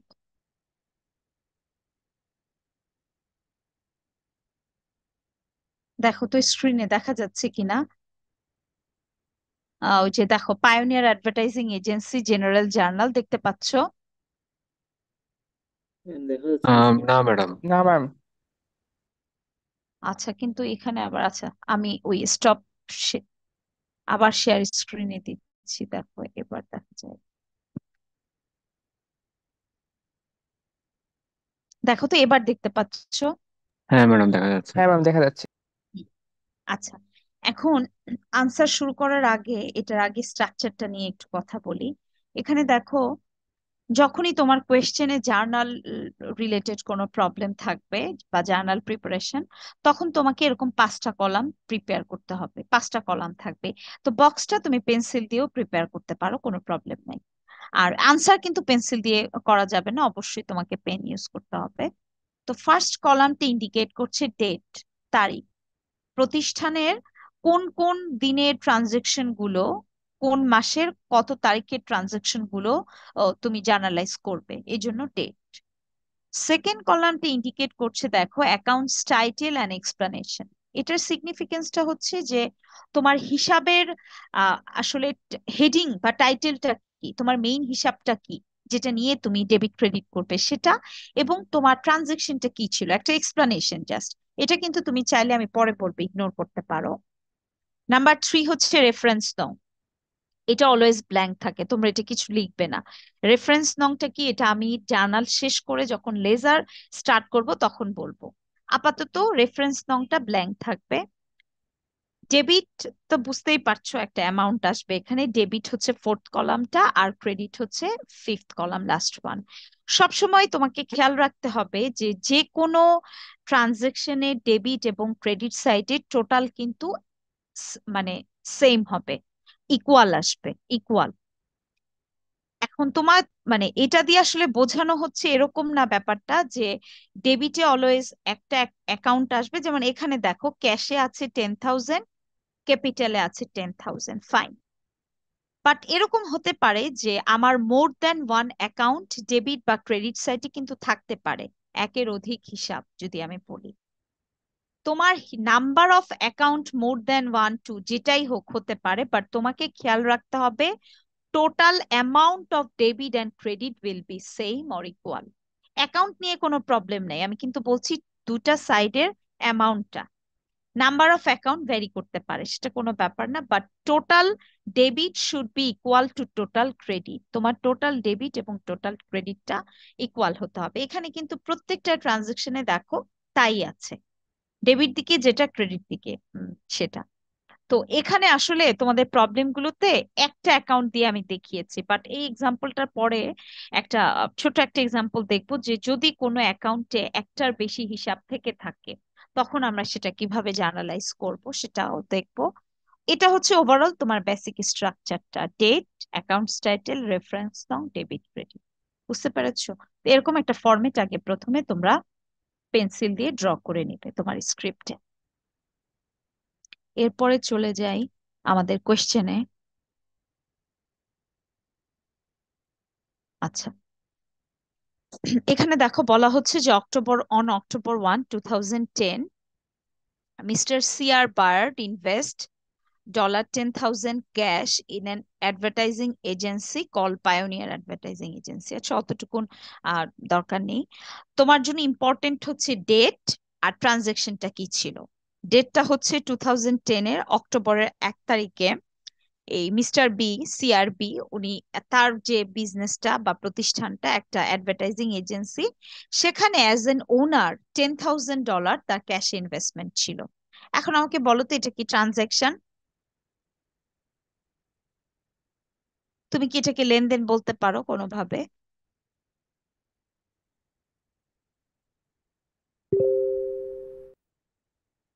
এরকম এক্সাম্পলই তো তোমাদের চ্যাপ্টার 1-এ টেবুলার সামারিতে দেখালাম। বলো। Yes ma'am. হ্যাঁ, ইয়েস ম্যাম, এটা এটা, একটা ট্রানজাকশন।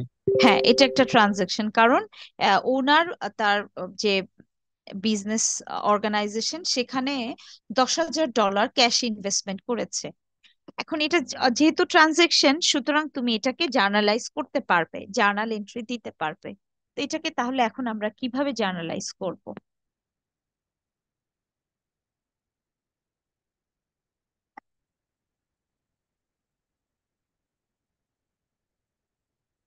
জার্নালে যাবার আগে একটু এটাকে যদি ট্রানজেকশনটাকে ভেঙে দেখাই, দেখো।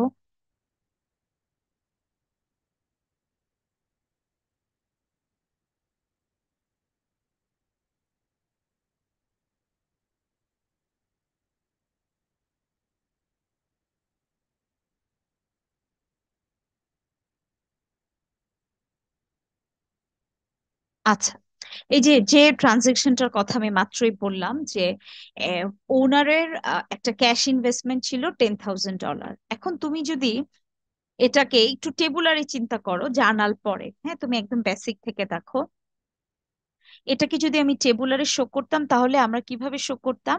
অ্যাসেট সাইডে এই ক্যাশ কলামে আসলে আমি ইনক্রিজ করে দেখাতাম $10,000, আর ওনার্স ইকুইটি কলামে ক্যাপিটাল বা ইনভেস্টমেন্ট বা ইকুইটি যেটাই বলি, ক্যাপিটাল বলি, তো ওই ওনার্স ইকুইটিতে গিয়ে ক্যাপিটাল হিসেবে আমি $10,000 ইনক্রিজ করতাম, কারণ আমার দু সাইডেই তো আসলে আমার মানে অ্যামাউন্ট আমার ইনক্রিজ করলো, মানে প্লাস দিয়ে দেখাতাম। এই তো এটাই আমি করে আসছি টেবুলার সামারি।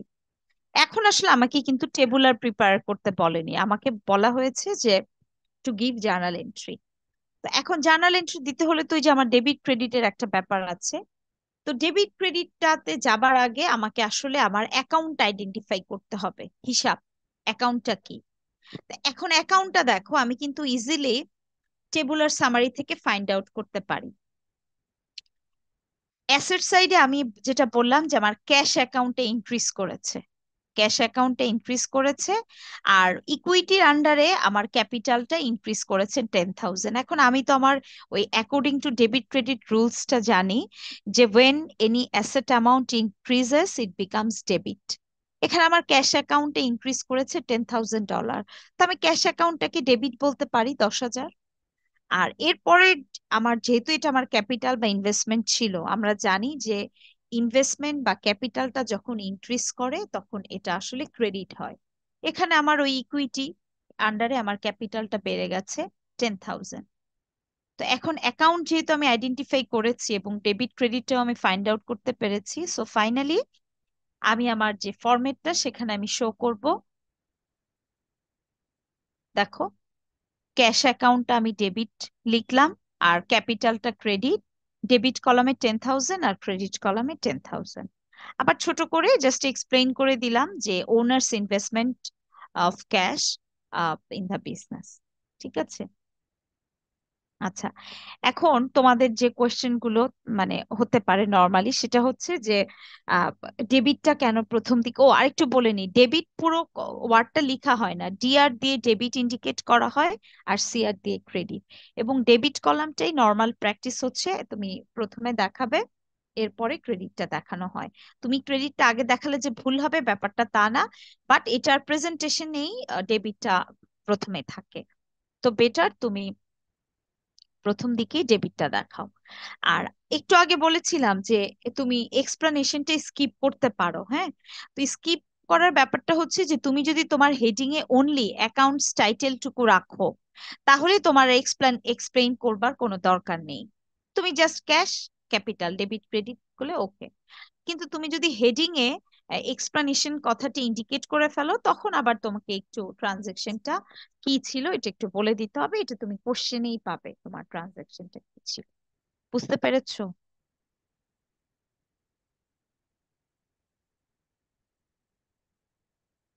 কোনো কোশ্চেন থাকলে আমাকে বলো।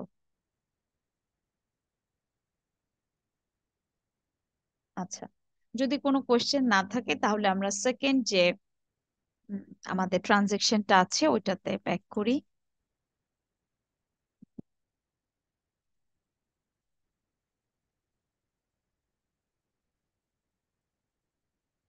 আচ্ছা, সেকেন্ড ওয়ানে দেখো বলা আছে এটা অক্টোবর 1 তারিখে আরেকটা ট্রানজাকশন হয়েছে, একটা তো আমরা দেখলাম ইনভেস্টমেন্ট বাই ওনার। 1 তারিখে আবার বলা আছে যে 2010 ওই বছরই 2010-এর অক্টোবরের 1 তারিখে এই প্রতিষ্ঠান Pioneer purchase office equipment costing $5,000 by signing a 3 months 12% নোট। আচ্ছা, তো এখানে দেখো অনেকগুলো ও, মানে ব্যাপার এই ট্রানজেকশনটাতে ইনক্লুড আছে। আচ্ছা, আমাকে কি এটা কেউ একটু বুঝিয়ে বলতে পারবে দেখো তো পড়ে যে এখানে আসলে কি বলা হয়েছে, মানে লেনদেনটা কি, ট্রানজেকশনটা কি, বলতে পারবে কেউ?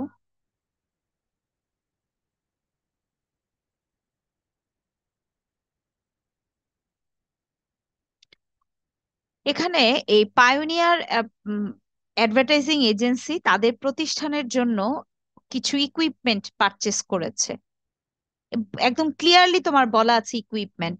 সো এটা এক্সপেন্স যে হবে না এটা নিয়ে আর কোনো কনফিউশন নাই। হ্যাঁ, একটা ইকুইপমেন্ট পারচেস করেছে, সেটার প্রাইস হচ্ছে $5,000। তারপরে আবার বলা আছে দেখো by signing a 3 months 12% note. এই এই এই ব্যাপারটা কি? এখানে আবার নোটস পেয়েবল কেন আসলো, আবার একটা ইন্টারেস্ট রেটের কথা বলা আছে, এটা দিয়ে কি বোঝানো হচ্ছে? ওই $5,000 সম্ভবত অ্যাসেটসে যাবে আর ওটা লাইবিলিটিসে যাবে, নোট পেয়েবল যেটা। হ্যাঁ, আচ্ছা, না ওইটা তো তুমি আমাকে এটা বললে ইফেক্টটা বললে, কিন্তু আসলে লেনদেনটা কি ছিল আমি সেটা জানতে চাচ্ছিলাম।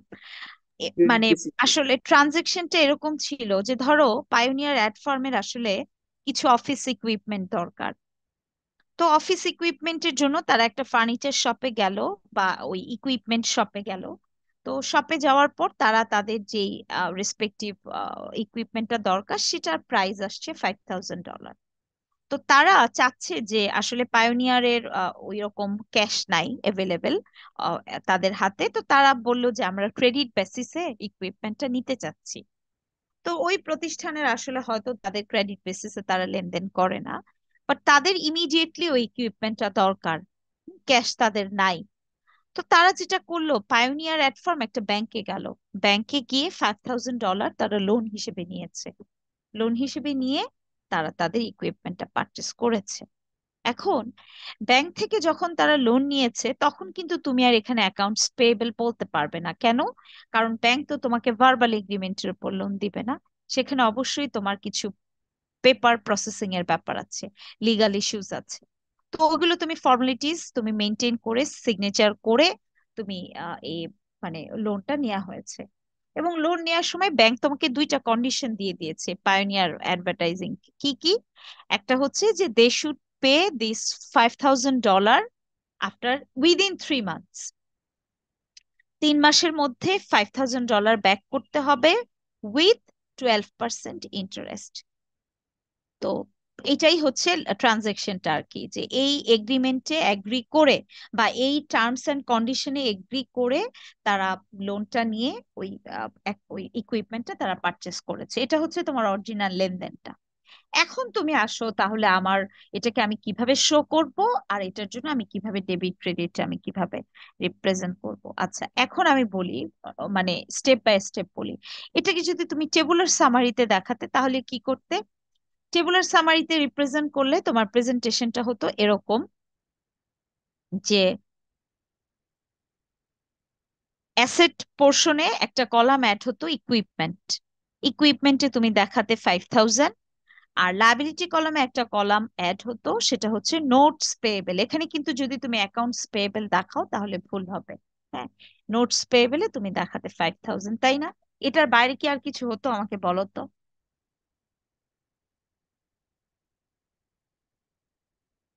মানে কারো কি মনে হচ্ছে যে না, এটা তো অন্য কোথাও হতো, এটা ইকুইটিতে হতো বা আমি ইকুইটির আন্ডারে অন্য কোনো আইটেমে হতো? বলো। অন্য কোথাও হবে না। একটা অ্যাসেট হবে ইকুইপমেন্টের আন্ডারে, আর একটা হচ্ছে লায়াবিলিটিতে নোটস পেয়েবলের আন্ডারে, এই দুটা। আচ্ছা, 5,000 5,000 শেষ। এটা নিয়ে আর কোনো কিছু নাই। এখন আমরা দেখবো ডেবিট ক্রেডিট কি। বুঝতে পেরেছো? 12%-এর ব্যাপারটা কি হ্যাঁ, হইলো? হ্যাঁ, হ্যাঁ, 12%-এর ব্যাপারটাও বলবো। 12%-এর ব্যাপারটা বলবো, তার আগে ডেবিট ক্রেডিটটা আচ্ছা, এখনই বলে ফেলি। আমি কিন্তু শুধু প্রিন্সিপাল অ্যামাউন্টটার কথা বললাম না, 5,000 বলো তো। কোনো 12% ইন্টারেস্ট কিন্তু বলি নাই, বা এটার সাথে অ্যাড করি নাই। কেন বলো তো? এখানে ইন্টারেস্টের কোনো কিছু আসবে না। কেন আসবে না? এখানে এই ডেটে আসবে না, কেন আসবে না বলো? ও, বুঝতে আমরা তো পারছি না, এটা 3 মাসের তুমি তো ব্যবধানে দিবে হ্যাঁ, এটা এটা তো তুমি 3 মাসের ব্যবধানে দিচ্ছ। আজকের ডেটে তো তুমি জাস্ট লোন নিয়ে তুমি তুমি ইকুইপমেন্ট অ্যাকোয়ার করেছো। এখানে কি কোনো আর ইন্টারেস্টের ব্যাপার আছে? ইন্টারেস্ট তো থাকবে যে তুমি 3 মাসের ভেতরে ওদেরকে যখন তুমি পেমেন্ট করবে, বা 3 মাসের ভেতরে তুমি সেটা 3 মাস পরেও হতে পারে, বা ইন দা মিন টাইম যদি দিয়ে দিতে পারে ভালো। বাট ওটা পরে, তুমি তো যেই ডেটে লোন নিচ্ছ সেই ডেটে তোমার কোনো ইম্প্যাক্ট ইন্টারেস্টের থাকছে না। এই জন্য শুধুমাত্র প্রিন্সিপাল অ্যামাউন্টটাই দেখানো হবে 5,000। ওই 12% ইন্টারেস্ট তোমাকে আসলে ক্যালকুলেশন করে দেখাবার এখানে কোনো দরকার নেই। ঠিক আছে? এখন আসি, আমি যদি এটাকে আমি ওই ডেবিট ক্রেডিট অ্যানালাইসিসে চলে যাই। লোন নেওয়া হলো, আমার অফিস ইকুইপমেন্টে ইনক্রিজ করলো 5,000, আর নোটস পেবেলটাও আমার ইনক্রিজ করলো। দুটাই কিন্তু আমার ইনক্রিজ করলো 5,000। তাহলে আমি দেখছি আমার অ্যাসেট ইনক্রিজ করছে, সো ডেবিট। আর আমার নোটস পেবেল, আলটিমেটলি ওটা তো একটা লায়াবিলিটি অ্যাকাউন্ট, তাহলে নোটস পেয়েবলও আমার ইনক্রিজ করছে। তো লায়াবিলিটি ইনক্রিজ করলে ক্রেডিট। এখন আমি এটাকে শো করব।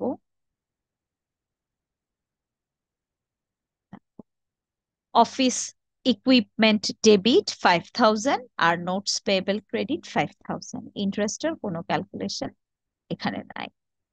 বুঝতে পেরেছো?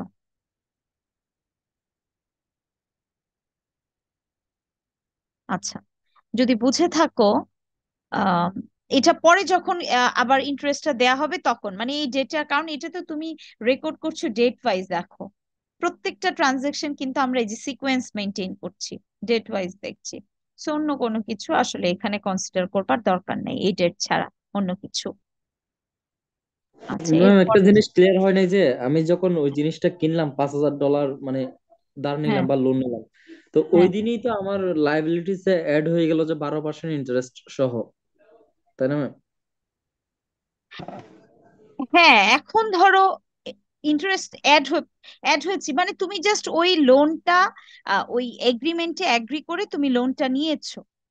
তো ধরো এরকম হলো যে তুমি জাস্ট আফটার 5 ডেজ ওই লোনটা তুমি দিয়ে দিলে, হ্যাঁ 5 দিন পরে লোনটা দিয়ে দিলে, তখন হয়তো তোমার আর ওই ইন্টারেস্টটা পেমেন্ট করতে হলো না। এরকম যদি হয় তখন, মানে এখন এখানে লায়াবিলিটিস এর কোনো কিছু দেখাতে হবে না এক্সেপ্ট নোটস পেয়েবল। ইন্টারেস্টটা তো তোমার জাস্ট এটা টার্মস এন্ড কন্ডিশন যে 3 মাসের মধ্যে, এখানে তো তোমার ওইটার কোনো কিছু আসছে না। এটা তুমি শুধু প্রিন্সিপাল অ্যামাউন্টটাই দেখাবে। বুঝতে পেরেছো? এখানে 12%-এর কিছু আসবে না। ম্যাম তার মানে হচ্ছে 3 মাসের মধ্যে যদি আমি এই টাকাটা দিয়ে দিতে পারি, সেক্ষেত্রে আমাকে 12% দিতে হবে না, এটা বলতে চাচ্ছিলেন? 3 মাসের মধ্যে, আচ্ছা কোশ্চেনটা একটু দেখি। মানে 3 মাসের ভেতরে টাকাটা পেমেন্ট করতে হবে, সাইনিং এ 3 মান্থস। 3 মাসের ভেতরে টাকাটা পেমেন্ট করতে হবে 12% ইন্টারেস্ট সহ। হ্যাঁ এক্স্যাক্টলি, 3 মাসের মধ্যে পেমেন্ট করলে কোনো ইন্টারেস্ট দিতে হবে না। বাট 3 মাসের মানে এক্সিড যদি করে সেক্ষেত্রে হচ্ছে তোমার 12% ইন্টারেস্ট দিতে হবে। হ্যাঁ এটাই।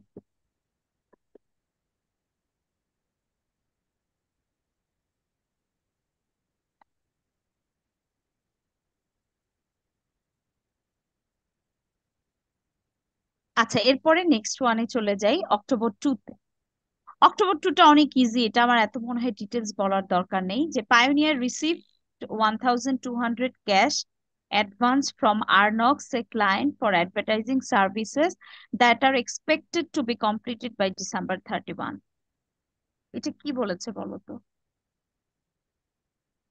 এরকম একটা ট্রানজেকশন তোমাদের যখন টেবুলার সামারি পড়াই তখন আমি বলেছিলাম।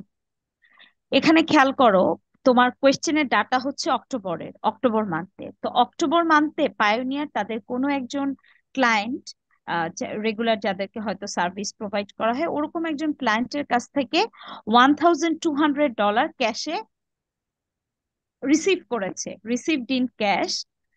বাট এরপরে দেখো বলা আছে যে for advertising services that are expected to be completed by December 31। তার মানে এই আমাকে যে সার্ভিসটা অ্যাকচুয়ালি দিতে হবে, মানে পায়োনিয়ার এজেন্সি যে সার্ভিসটা দিতে হবে, ওইটা কিন্তু তোমার ডিসেম্বর মাসে ওই সার্ভিসটা দিতে হবে বা ডিসেম্বরের ভিতরে। দ্যাট মিনস অক্টোবর মান্থে যখন আসলে তারা অ্যামাউন্টটা রিসিভ করেছে, ওই টাইমে কিন্তু তারা কোনো সার্ভিস প্রোভাইড করে নাই। মানে before providing services they already received cash or advance 1,200 from Arnex. এটাই হচ্ছে তোমার ট্রানজাকশনটা। এখন এটাকে যদি আমি টেবুলার সামারিতে দেখাতে যাই, তাহলে আমি কিভাবে প্রেজেন্ট করতে পারি সেটা হচ্ছে ক্যাশ কলামে 1,200 এই অ্যামাউন্টটা আমার ইনক্রিজ করবে। আর লায়াবিলিটি সেকশনে একটা কলাম অ্যাড হবে আর্ন সার্ভিস রেভিনিউ, কারণ এটা তো সার্ভিস প্রোভাইড হয় নাই অক্টোবরের 2 তারিখে। তো এটা হচ্ছে তোমার টেবুলার সামারির প্রেজেন্টেশনটা। আর এটাকে যদি আমি এখন ডেবিট ক্রেডিট অ্যানালাইসিস করতে চাই, তো অ্যাসেটটা আমার ইনক্রিজ করলো ক্যাশ 1,200, আর আমার লায়াবিলিটি অ্যাকাউন্টটাও আমার আর্ন অ্যান্ড সার্ভিস রেভিনিউ থ্রুতে ইনক্রিজ করলো। এখন তাহলে আমি এটাকে ফাইনালি শো করব। সরি, ক্যাশ কলামে আমি দেখাচ্ছি ডেবিট আর বা ক্যাশকে ডেবিট করছি 1,200, আর earned service revenue credit 1,200।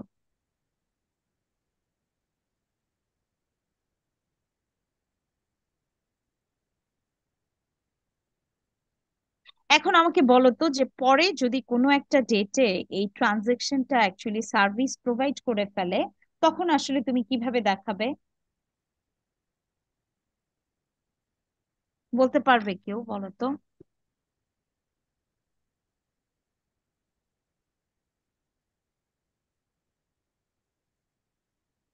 ধরো এখানে তো সার্ভিস প্রোভাইড করা হয়নি, তো এই মান্থের লাস্টে গিয়ে উম, এই মানে পায়োনিয়ার তার যে আর্নক্সকে পুরো অ্যামাউন্টের সার্ভিসটাই প্রোভাইড করে ফেলেছে, তো তাহলে তখন তুমি এটাকে কিভাবে দেখাবে?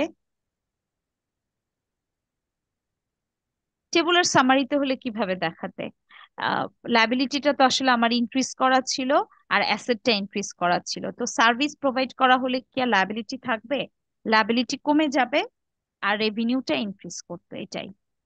দায় কমবে আর আয় বা রেভিনিউ যেটা সেটা বাড়তো আর কি, যদি পরে যখন আর কি সার্ভিস প্রোভাইড করা হবে। এটাই, যেহেতু ক্যাশ আগে রিসিভ করা হয়েছে, ক্যাশের কিছু আসবে না।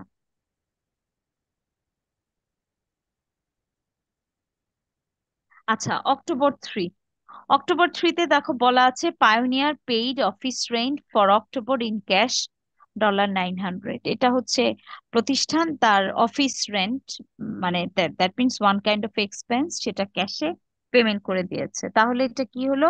এক্সপেন্সটা ইনক্রিজ করলো, খরচটা বাড়লো, আর এটা পেমেন্ট করা হয়েছে ক্যাশে, সো অ্যাসেটটা কমলো।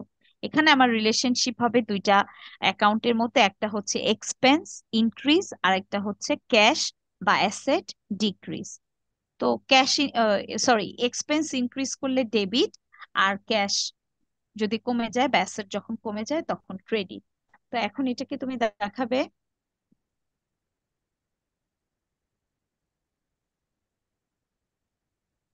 রেন্ট এক্সপেন্স ডেবিট আর ক্যাশ অ্যাকাউন্ট ক্রেডিট 900 এভাবে।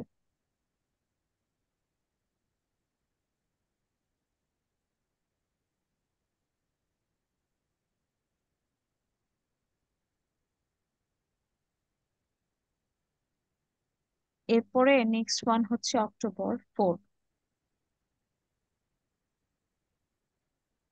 আচ্ছা, অক্টোবর 4 দেখো এরকম কোনো ট্রানজেকশন আগে ছিল না। তো এর আগ পর্যন্ত যতগুলো ট্রানজেকশন তোমাদের ছিল মোটামুটি অ্যাসেট লায়াবিলিটি আইটেম গুলো বা তোমাদের ওই টেবুলার সামারিতে মানে ছিল মোরাললেস। তো এখানে যে ট্রানজেকশনটা আছে এটা একটু অন্যরকম। এই ট্রানজেকশনটা এখানে দেখো বলা হচ্ছে যে on October 4 Pioneer pays $600 for a 1 year insurance policy that will expire next year on September 30। এটার মিনিংটা হচ্ছে যে প্রতিষ্ঠান অক্টোবরের 4 তারিখে তাদের প্রতিষ্ঠানের জন্য একটা ইন্স্যুরেন্স পলিসি পারচেজ করেছে। এখন সেই ইন্স্যুরেন্স পলিসিটা আসলে এক্সপায়ার হয়ে যাবে, জাস্ট এটার ম্যাচুরিটি পিরিয়ড হচ্ছে 1 ইয়ার। জাস্ট আফটার 1 ইয়ার সেপ্টেম্বরের 30 তারিখে, মানে কাছাকাছি সময় আর কি, সেপ্টেম্বরের 30 তারিখে সেটা ম্যাচিওর হয়ে যাবে। এবং এটা প্রতিষ্ঠান পারচেস করেছে $600 দিয়ে। এখন একটা ব্যাপার তো বুঝতেই পারছো, যেহেতু এটা মানে payment was done in cash, so একটা রিলেশনশিপ তোমার ক্যাশের সাথে আছে। ক্যাশ অ্যাকাউন্টটা আমার কমে যাচ্ছে, কমে যাবে। আরেকটা অ্যাকাউন্টকে আমি কোথায় দেখাবো? মানে টেবুলার সামারিতে একটা অ্যাকাউন্ট ফাইন্ড আউট করা গেল, সেটা হচ্ছে ক্যাশ অ্যাসেট সাইডে, যেটাকে আমি ডিক্রিজ বলছি, কমে যাচ্ছে আমার ক্যাশ 600। টেবুলার সামারিতে আমার আরেকটা কলাম কোথায় হবে? এই ইন্স্যুরেন্সের অ্যামাউন্টটাকে আমি কোথায় দেখাবো? এখন তুমি এই ট্রানজেকশনটা ইন্স্যুরেন্স পলিসি না বলে আমি এভাবে বলি, মানে ইন্স্যুরেন্স পলিসিটা তো জানো যে যে কোনো একটা ইন্স্যুরেন্স পলিসি পারচেস করা হলে একটা প্রিমিয়াম দিতে হয় মান্থলি, মান্থলি একটা টাকা দিতে হয়। এবং ওই ম্যাচুরিটি পিরিয়ডটার পরে যদি কোনো লস না হয় ওই পিরিয়ডে, তাহলে প্রতিষ্ঠান যেটা করে যে ম্যাচুরিটি পিরিয়ডের পরে একটা ইন্টারেস্ট অ্যাড করে প্রিন্সিপাল অ্যামাউন্ট সহ তারপর সেই ইন্স্যুরেন্স হোল্ডারকে পে করা হয়। এটাই হচ্ছে নিয়ম। আর যদি কোনো লস হয় বা কোনো অ্যাক্সিডেন্ট হয় তখন ক্যালকুলেশন আলাদা, আমরা সেটাতে না যাচ্ছি। আমরা এখন দেখছি যে আহ, এরকম আর কি পলিসির ব্যাপারটা, যে ইন্স্যুরেন্সের যে প্রিমিয়ামটা দিতে হতো মান্থলি, এটা আসলে প্রতিষ্ঠান কি করেছে একবারে দিয়ে দিয়েছে। হ্যাঁ, এখন আমি এখানে ইন্স্যুরেন্স কথাটা ইউজ না করে তোমাদের এক্সাম্পল হিসেবে রেন্টের কথা চিন্তা করো। ভাড়া, রেন্টটা কি হয় বলো তো? মান্থলি আমরা পেমেন্ট করে দেই, প্রত্যেকটা মাসের শেষে ওই মাসের ভাড়াটা নর্মালি পেমেন্ট করা হয়। তো এখন ধরো এরকম হলো যে ল্যান্ড ওনারের সাথে আহ যারা আর কি রেন্ট নিচ্ছে ওই পার্টির একটা এগ্রিমেন্ট হলো যে 1 বছরের জন্য পুরো যে ভাড়ার অ্যামাউন্টটা তাদেরকে, আমি অক্টোবর এখানে আছে তো আমি জানুয়ারি বলছি ক্যালকুলেশনটা ইজি করার জন্য, জানুয়ারি মাসের 1 তারিখে তারা $1000 করে পার মান্থ রেন্ট সেটা অ্যাডভান্স দিয়ে দিতে হবে ল্যান্ড ওনারকে, $12,000। তো এই এখন তাহলে কি হবে জানুয়ারির 1 তারিখে আমি এটাকে কিভাবে শো করতে পারি? এখন তুমি এভাবে চিন্তা করো, ল্যান্ড ওনারের পার্সপেক্টিভ থেকে না, যে যারা ভাড়া নিচ্ছে ওই প্রতিষ্ঠানের দিক থেকে আমরা কিন্তু দেখছি, কারণ ল্যান্ড ওনারের থেকে দেখলে ব্যাপারটা অন্যরকম হবে। এখন যারা ভাড়া নিচ্ছে তারা তো তাদের উচিত ছিল প্রত্যেক মাসের শেষে $1000 করে আমার তখন তো রেন্ট এক্সপেন্স হয়ে যাবে, যে আমি মাসের খরচটা আমি মাসেই মিট আপ করে দিচ্ছি। এখানে যখন আমি 12 মাসের এক্সপেন্সটা একবারে দিয়ে দিচ্ছি জানুয়ারির 1 তারিখে, তখন কি বলো, আমাকে একটু বলো তো যে এটা কি কি কোনোভাবে তুমি এক্সপেন্স বলতে পারবে? একটু চিন্তা করে বলো যে যে আসলে অ্যামাউন্টটা তুমি মাসের শেষে দিতে পুরো বছর ধরে 1 মাস পর পর, এটাকে তুমি আজকে জানুয়ারি মাসের 1 তারিখে পুরো $12,000 দিয়ে দিচ্ছ। তো আজকে কিন্তু এটা আসলে এই প্রতিষ্ঠানের জন্য, বা আমি যদি পায়োনিয়ারের দিক থেকে চিন্তা করি, তাদের জন্য এটা আসলে খরচ না, তাদের জন্য এটা কি, এটা হচ্ছে তাদের জন্য ওয়ান কাইন্ড অফ অ্যাসেট। তো এটার কি হেডিং তুমি দিবে? এটা হচ্ছে প্রিপেইড এক্সপেন্স, অগ্রিম খরচ। অ্যাসেট সাইডে তাহলে একটা কলাম তোমার অ্যাড হচ্ছে প্রিপেইড এক্সপেন্স নামে। তো $600, বা আমি যদি আমার এই এক্সাম্পলের সাথে রিলেট করবার জন্য বলি, ক্যাশ থেকে $12,000 কমবে, আবার অ্যাসেট দিকেই $12,000 প্রিপেইড এক্সপেন্সে অ্যাড হবে। এখন আমাকে, এখন তোমাদের অনেক কোয়েশ্চেন হবে, আমি বলছি দেখো, এই মাস আমি কিন্তু এই যে অলরেডি তোমার ইন্স্যুরেন্স পলিসিটাও বলে দিলাম ঠিক সেম, আমি প্রিপেইড ইন্স্যুরেন্স নামে অ্যাসেট সাইডে একটা কলাম অ্যাড করব 600, আর ক্যাশ থেকে লেস হয়ে যাবে 600, শেষ, এই ট্রানজেকশনটা শেষ। এখন তোমাদের কোয়েশ্চেন হতে পারে যে যখন জানুয়ারি মাসটা শেষ হয়ে যাবে, হ্যাঁ, জানুয়ারি মাসটা শেষ হয়ে যাবার পরে কি প্রতিষ্ঠান বলতে পারবে বলো তো যে তাদের অ্যাসেট স্টিল 12,000 আছে? আমাকে এটা একটু বলো।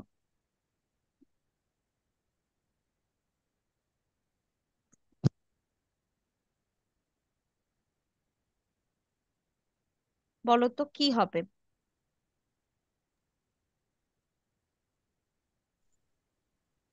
তখন তো ওটার অ্যাসেট থাকবে না, কারণ ওরা তো যে মানে ভোগ করে ফেলেছে না। হ্যাঁ হ্যাঁ, তার মানে এক্সপায়ার্ড হয়ে গেছে। তাহলে হুম। ব্যাপারটা হচ্ছে যে at the end of January, জানুয়ারি মাস শেষ হয়ে যাবার পর কিন্তু প্রতিষ্ঠানের অ্যাসেট হবে 11,000 টাকা, বাকি 1,000 টাকা কি হবে? বাকি 1,000 টাকা এক্সপেন্স হয়ে যাবে। দ্যাট মিনস যে অ্যামাউন্টটা আসলে এক্সপায়ার্ড হয়ে গেল, মানে আসলে তো এটা মান্থলি আমার অ্যাডজাস্ট হবার কথা ছিল, তো যখন অ্যাডভান্স দিয়েছি তখন অ্যাডভান্স ছিল, বাট এরকম ভাবে প্রত্যেক মাসে 1,000 করে অ্যাডজাস্ট হবার পর 1 বছরের পরে কিন্তু অ্যাসেটের ব্যালেন্স হবে 0।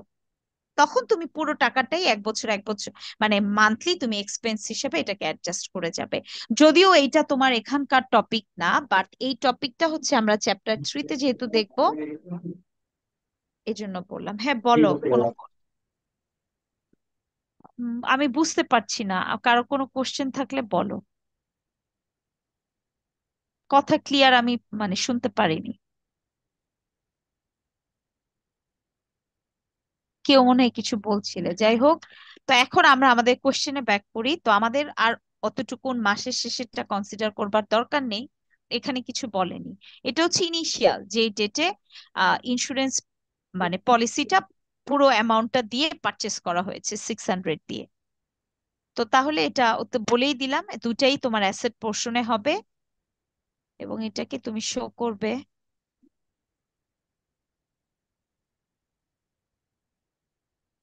প্রিপেইড ইন্স্যুরেন্স ডেবিট 600 আর ক্যাশ অ্যাকাউন্ট ক্রেডিট 600।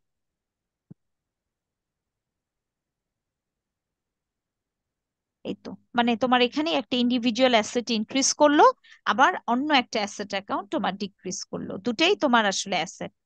সেজন্যই প্রিপেইড ইন্স্যুরেন্সকে ডেবিট বললাম, আর ক্যাশটা যেহেতু আমার ডিক্রিজ করছে তাই ক্যাশটাকে ক্রেডিট করলাম 600।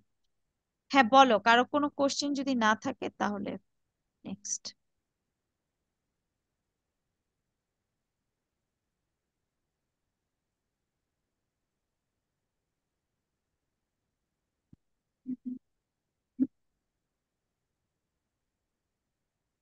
আচ্ছা, এরপরে দেখো অক্টোবর 5-এ বলা আছে যে Pioneer purchase an estimated 3 months supply of advertising materials on account from Arrow Supply।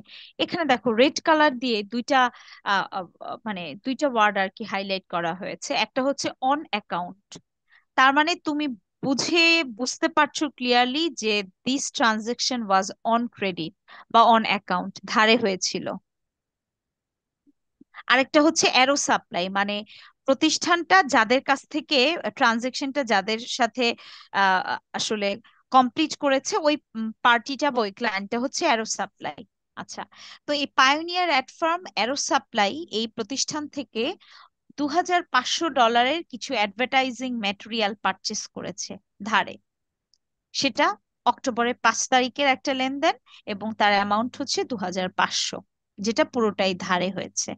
তা এখন এটাকে যদি তুমি টেবুলারে শো করতে, তাহলে অ্যাডভার্টাইজিং মেটেরিয়ালসটা হচ্ছে one kind of asset item আর কি। এটাকে তুমি এক্সপেন্স বলতে পারছো না, কারণ এই ম্যাটেরিয়াল গুলো অ্যাকচুয়ালি তোমার ফিনিশ প্রোডাক্ট মানে মেক করার জন্য হেল্প করবে। সো এগুলো হচ্ছে অর্গানাইজেশনের জন্য ওয়ান কাইন্ড অফ অ্যাসেট। এটাকে তুমি অ্যাডভার্টাইজিং সাপ্লাইজ নামেও তুমি তোমার টেবুলার সামারিতে শো করতে পারো। তো তাহলে অ্যাডভার্টাইজিং মেটেরিয়ালস বা সাপ্লাই যেটাই সেটা অ্যাসেট সাইডে অ্যাড করে দেখাতে হবে, ইনক্রিজ করবে। আর লায়াবিলিটি সাইডে অ্যাকাউন্টস পেয়েবল হবে 2,500।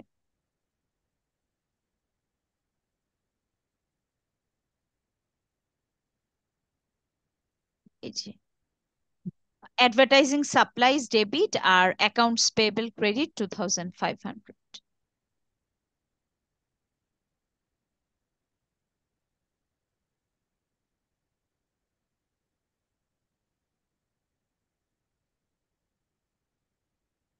আচ্ছা, অক্টোবরের 5 পর্যন্ত দেখলাম। অক্টোবরের 9 তারিখ থেকে, মানে আজকের ক্লাসে অক্টোবরের 5 পর্যন্তই থাকুক, কারণ 9 তারিখের আসলে যেটা বলা আছে ট্রানজাকশন বা যেটা, এটা একটু ডিটেলস, অনেকগুলো ইনফরমেশন একসাথে আছে। তো আজকে অক্টোবরের 5 পর্যন্তই থাকলো।